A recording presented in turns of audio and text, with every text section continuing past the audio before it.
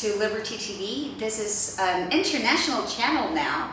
We come to you from Chile. Today we have a very interesting guest, and we would like to tell you a little bit about our channel. We are interested in spreading the ideas of liberalism and, of course, capitalism. So that is why today we have our very special guest. Could you please introduce yourself and tell us a little bit about why you're here in this faraway country? But first, are you really a double doctor? So it says internet like one doctorate was enough. Yes, it was not enough. I made my first doctorate degree a long time ago in my 20th, and the second one only 6 years ago. With age of 59, I made my second doctor. And my second doctor was an interesting topic of my second doctorate dissertation. It was about the psychology of super rich people. I had interviews with 45 wealthy people about their life, about their biography, and why they were so successful. So I was interested in this. This was the reason why I had my second. But it's kind of funny because in Germany it's different, I think, to Spain and the United States. I write before my name tutor, doctor, and it's a little bit like my brand, you know, it's like double doctor. Double doctor. It sounds like a spy, like a 000, it's double doctor. I had enough with one PhD, so I cannot believe you did two. But maybe in 30 or 40 years you will think different. I agree. As I do. May I ask, what's your age now? I'm 36. 36. You look much younger, so. Apparently. Yes. Okay. No. I've been studying for a while already. But you have a long time now to do your second doctor, if you like. Well, thanks to capitalism, we'll live to about 90 years now, don't we? So, can you tell us a little bit more about you and how you came to write the book that you're promoting for Latin America? Yes, absolutely. It's now the beginning of my tour, so I will go to Uruguay, to Paraguay, to Argentina, and in the end to Brazil, where it's the big libertarian conference. And I always wanted to go to Chile on different reasons. First of all, when I wrote my book, I read a lot about history of Chile, what happened in the time of Allende and Pinochet and after this. And this was very interesting for me, but of course, if you read so many about the country, it's interesting to see them to meet. The next reason is that I have a girlfriend in Germany, and since a couple of years, and she's from Chile. She's here from Santiago, Chile. And I speak always English with her. She's just start to learn German. So, what can you say about your book? Yeah. Yes, this is the book Why Capitalism is not the problem, but the solution. And I know for a lot of people, capitalism is a dirty word with a negative connotation. They don't like capitalism. They heard capitalism is to blame for everything bad happens, even in your life as a person. Of course, it's for poverty, for inequality, for hunger, for climate change, and for wars, and for fascism, and for sexism, and so for everything. So, but I have a different approach. This is not a book about theory. I'm a historian. This is what I studied, history. And I looked in history, what happened, and I started to compare countries that I can compare. Not, the socialists, what they like to compare real-life capitalists with their theory of their utopia, and I think this is a strange idea. It's the same as if you compare your real-life marriage with a love novel. So you can't compare a book with real life. And so what I did, for example, I compared East and West Germany, where one part was socialist, the other capitalist. We have the same history, the same language, but different economic systems. And so you can compare what it means for people. There were a lot of differences. So what a lot of people don't know, for example, in East Germany, only 16% of the population had a telephone. And in West Germany, 99%. Wow. Or how long you had to wait for a car. What would you guess in socialist East Germany, how long you have to wait for a car? 7 years. 7 years? What is your guess? What do you think? Really so long? What do you think? It depends, to get it built or to actually buy it. No, if you want to buy a car, so of course here in Chile I think you can go to a store and here's the money and then I drive away. You can drive away the car. But it was not this way in East Germany. What do you guess how long you had to wait? So, I don't know, 5 years, I guess? no, the shortest time was 12 years. No. It was between 12 and 17 years. So, For a car? yes, for a car, 12 and 17 years. And so, of course, there was an illegal black market for used cars, but they were more expensive than a new car. Because you could, Well, that's ironic. Yes, no, that's really true, and even 27% of the people living in the apartment had not their own toilet, so they had to go outside. I don't know, do you have it here?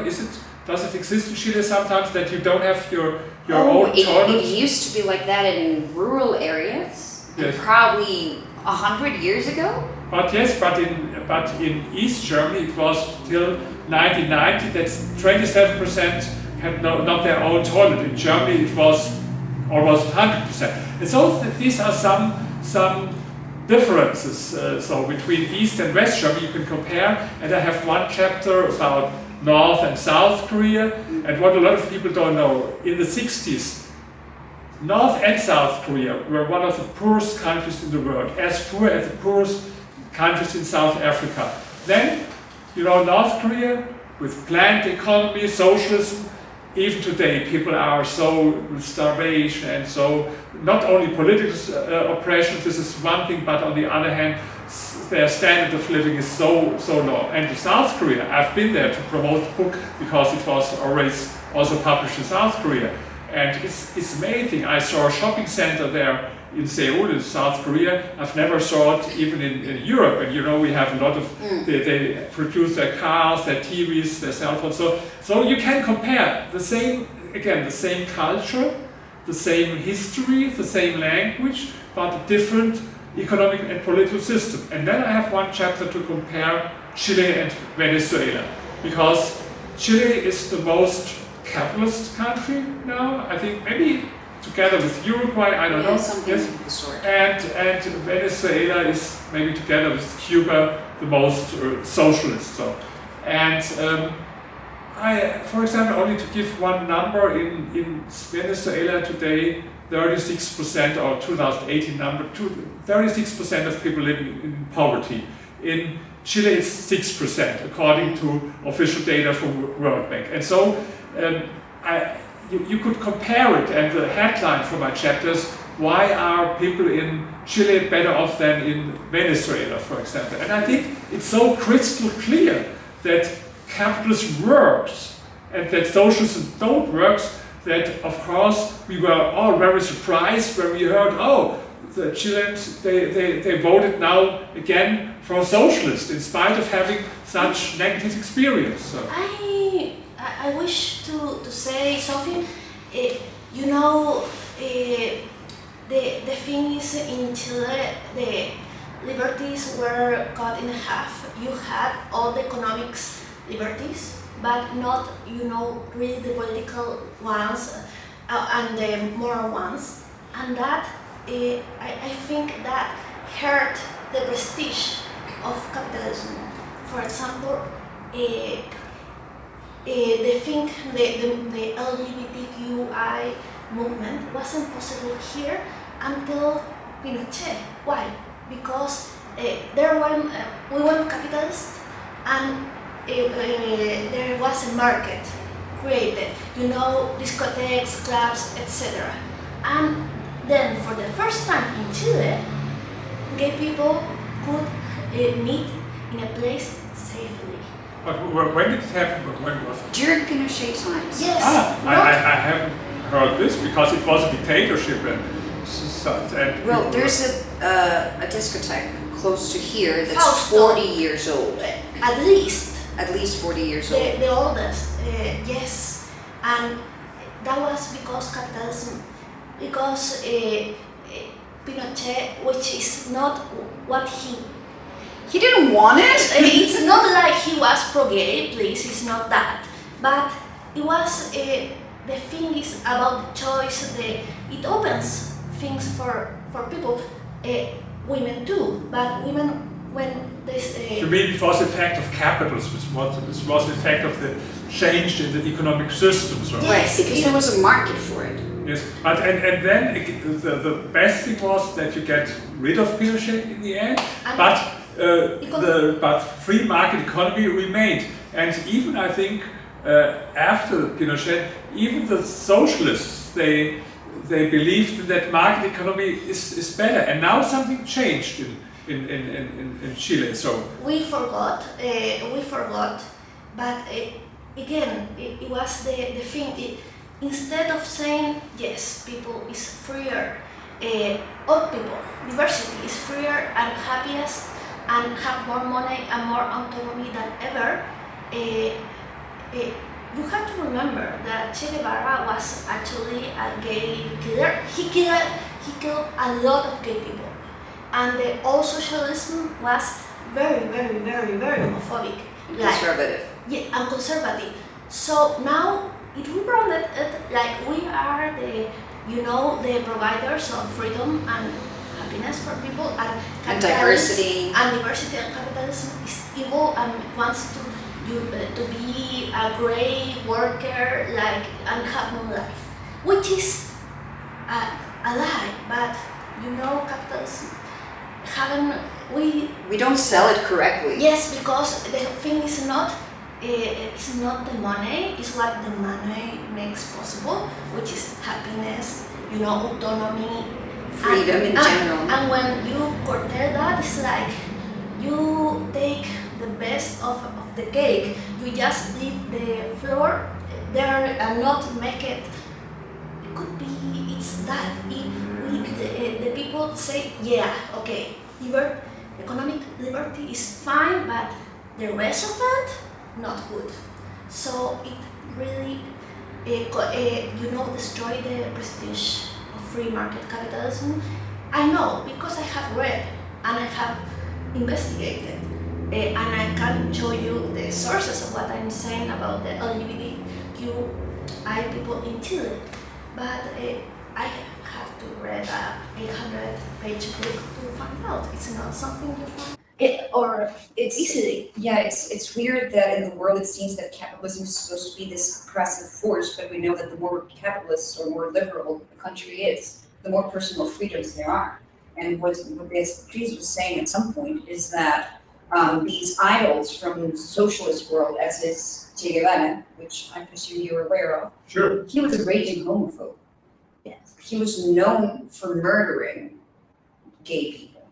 yes, and a lot of people don't know because they associate socialism with this kind of freedom, and they associate capitalism with the contrary. This is a little bit stupid because it's a good point. I never thought about it. And to be honest, I know a lot about Che Guevara, but I didn't know that he was so homophobe.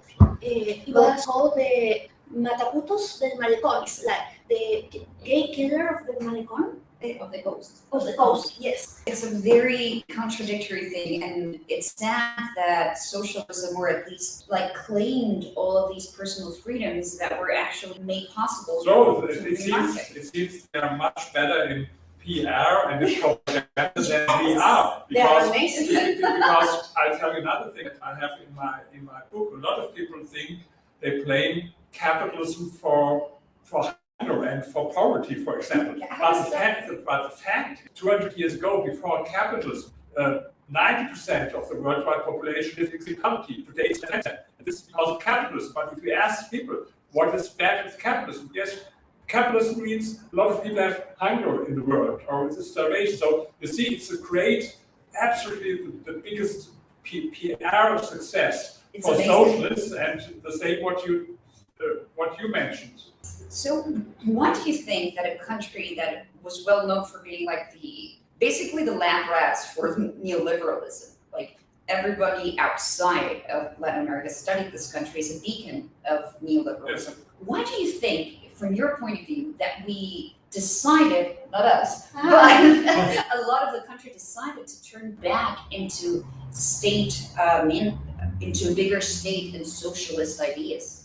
Maybe I have not the final answer, but one aspect is You see it also in other countries that people forget why they were successful. It happens now in China. I will tell you a little bit about China because it's similar. 1981, 88% of people in China lived in extreme poverty. 88%. Today it's less than 1%. So it's amazing. And why is that? Because they introduced private property and more free market elements, and so they have this success. But people forgot about it now in China. They go back to have more state.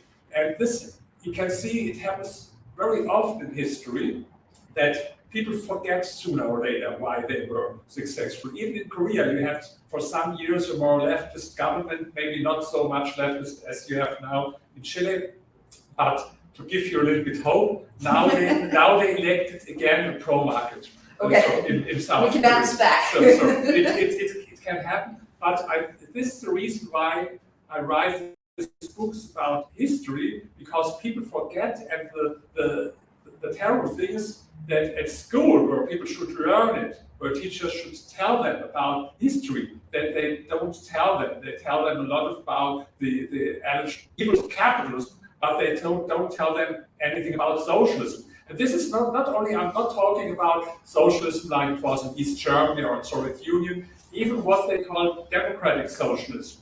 Like some people say we want to have something as in Sweden. For example, I heard here are some people in Chile that say, okay, we want to have a system similar as in the Scandinavian countries. Isn't that a myth? No, because this was socialism, yes, but it's 50 years ago. They don't know about history. It was in the 70s. They had their kind of democratic socialism, but it was an absolute disaster. It was a total disaster there in Sweden, and I write in my book about this. And then people in Sweden were so clever, they abolished it, they changed it. They got back to more economic freedom. And so and today, there's an index of economic freedom from Heritage Foundation. They compare all countries in the world. You can call this the capitalism scale, how capitalist they are. At the top are countries as Australia, New Zealand, Switzerland, and so. And in the end, it's like Venezuela, Austria, and so. And according to this ranking, Sweden or Denmark are today more capitalist than the United States. But most people don't know it because it's true. 50 years ago, it was, but a lot of things happened, and this is what I want to say. A lot of people don't know enough about history, and they don't learn it at school. And this is the reason why I'm writing my books, and I have these lectures about my books to teach people something about history, not about theory, because socialists, they always love to discuss about their utopia from perfect society and their theory and their books, but I don't like so much to discuss about theory. I like, because history can teach us a lot of lessons, but we have to know about it. And a lot of people don't know anything about history. So I'm a historian. This is the reason why I was so interested in what happened in Chile. I think that democracy doesn't sell itself and capitalism doesn't sell itself. Once you're in it, you're fine, you're becoming more prosperous, and they forget to brand this. Like the people who are trying to make the market freer or like elevate personal freedoms, they forget to do a PR campaign. Yes, but I think this has some reasons, but one reason is, look, entrepreneurs maybe who should get capitalism, they have to work all over the day for their business. So, and even workers or employees, yes, they have to work. They have a hard day to work, and maybe in the evening they want to have a little bit some pleasure watching TV, being with family. So, but the leftists, the intellectuals, all of the same time to read their books, to write their articles, to have their service, because they are paid by taxpayer. They live from taxpayer money. So they have all of the day time to spread their messages, and this is the difference. While other people are working and they live from this, with other people from the taxpayers' money, and so they have more time, and it's their skill. But for 15 years of my life, I was an entrepreneur, so I have also this experience. I live in two worlds: the world of no scholar, being intellectual, and I was 15 years entrepreneur. But this is very rare. It is rare. Yes. Intellectuals, usually they are not entrepreneurs. Entrepreneurs, usually they are not intellectuals. It's not their thing to express themselves. And I can both things, and so I have the best of both worlds. Yes. So you wanted to ask about the... Yes, you have it. It was very good. You show us that Chileans really don't love capitalism, even in comparison with the rest of with many other countries. Yes, it's like we are a very cruel mistress. Like, yeah, we're the cruelest mistress to the person who was... yeah, it's like you have a metaphor, like comparing relationship with a romance novel and saying to your boyfriend, there's something wrong with you. You are not Fabio. So this is not a great ship and not a castle, so it's all wrong. So that was very interesting, but what blew my mind was your insight about conspiracy theorists and to be prone to believe and like conspiracy theorists and to be anti-capitalist. That's a good question. In fact, during the Corona crisis, people spoke a lot about conspiracy theories because there were some really strange conspiracy theories. They want to tell you Bill Gates made all this, or he wanted put a microchip in the vaccine for some reason. And all this so crazy stuff. There were a lot of conspiracy theories, and a lot of people believed in this. Even in Germany, we have a lot of people who believe in this conspiracy. And in the United States, we have a lot. They believe this. The strange things. So we have a lot of people in the United States who believe in conspiracy theories. But usually conspiracy theories are linked with far right-wing thinking. And in a way it's true, there are people far right who really believe in this strange conspiracy theories. But I had another idea. I had the hypothesis that anti-capitalists are also conspiracy theorists because they tell us always, oh, there are this of the background, this lobbyist and the super rich, and they're behind everything, and the politicians have to decide nothing. So I want to find out whether my hypothesis is true. And I did it this way. I had a survey. First, we found out whether someone is pro or anti-capitalist. So we asked them 34 different questions, or performed them 34 different statements. And in the end, we can say, okay, he's pro-capitalist and he's anti-capitalist. This was first step. Second step, we wanted to find out whether someone believes conspiracy. Confront them with two questions, or not with two statements. The first statement was politicians decide almost nothing, they're only puppets from other forces in the background. And the next statement was you can only understand politics if you know that everything is according to a secret plan that no one knows. So this is typical for conspiracy theories. They believe that everything is according to a secret plan, and that politicians are only puppets. And then we could find out whether pro or anti-capitalists support these statements. And we did this poll in 19 different countries, Chile and 18 other countries. And in each of these countries, favor to conspiracy theory, anti-capitalists, of course, were more in favor of conspiracy theory than pro-capitalists. And so I proved it. Anti-capitalism is a conspiracy theory because, and they have also some other things in common. They look always for scapegoats. People who have prejudice, they always lead people as scapegoats. It was always in history, even in the Middle Age, when people couldn't explain some things like the plague, for example, at this time. They said, okay, these were Jewish people, or these were like witches. So I think in Europe, between 40 and 60,000 women were killed because they claimed to be witches, and they were responsible for every disaster and for the plague. So it was always in history that people look for scapegoats. And it's today the same. In the financial crisis 2008, they blamed out for the greedy bankers who did it, and the super rich, and they need always scapegoats, of course, and it's easy. Some things like for example, financial crisis. It's hard to understand. I read a lot of books and it's a complicated topic to understand, but also there are 3,000 of books to understand. They think it's Wall Street that's just trying to screw over the little guy. Yes, and they check and say, this is the greedy banker. But of course, it's as... Beatrice and I went to your talk yesterday, and both of us were, as she said, very mind blown about what you said about conspiracy theories. But it took us like 2 seconds to realize that you were completely right.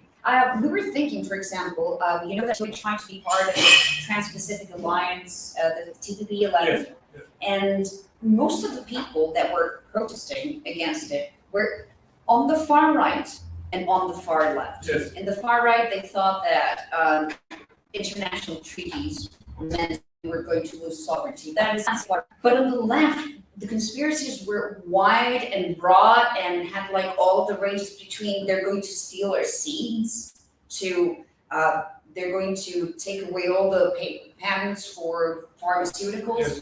So it's not that hard to see. Every time you talk to somebody on the left, they always think that there's something behind and that politicians don't run the show. It's big money. Absolutely, it's all the big money that is behind everything. If you think, of course, sometimes there are problems. I will not deny it that there is a kind of, like corruption and this thing. But first of all, this is every system. It is much more socialism. I can tell you something about corruption. Corruption is, if you have more corruption, the stronger is the state, the more influenced by the state. Because there should be someone you can give money or you have to give money. If you have more regulations, then there are more reasons for maybe bribe people. And I've been in Georgia, belongs to former Soviet Union, now it's an independent country. And I was there some weeks ago, and I asked him, what did you do against Russia? Because this was a country with a lot of corruption. And he said, more economic freedom, less regulations, because then you have not so much reason. And if some leftist people tell me, the rich have too much influence and there are this corruption and so, of course, then you should be from less state. So, because then there is not so much reason. By the way, it was funny what he told me in Georgia. What they did against corruption was another thing. They had 35,000 policemen in Georgia, and they fired all of them from one day to the next. So Really? They fired 100% of their police because people had fear that maybe then there will be a lot of criminality and so. But no, it was less because the worst bandits were policemen. So, and they were so corrupt. But he said more important was even than to fire them, less regulation. So, and this is also what the system, what you and me would like, more economic freedom, less state. I mean, we can completely agree with that, and I think that is like the perfect phrase to wrap up this interview. Yes. Would you like to comment something else? That is, if I am somebody who doesn't believe in liberty, that all this free market is not free. Why don't not my guys, the guys that think that me run the show, because they're always a big brother.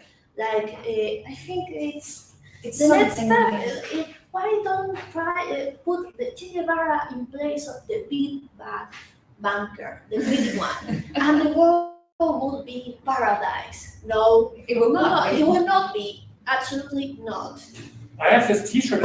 I think you know the Che Guevara T-shirt. It's red, and I have a similar one. I don't know whether you know it. It's this "Socialism Kills." Do you know this T-shirt? I've seen it. You've Yes. seen it. Yes, I have it. And it kind of history has proven it does. Like you talked yesterday about the Great Leap Forward. Maybe I can give you.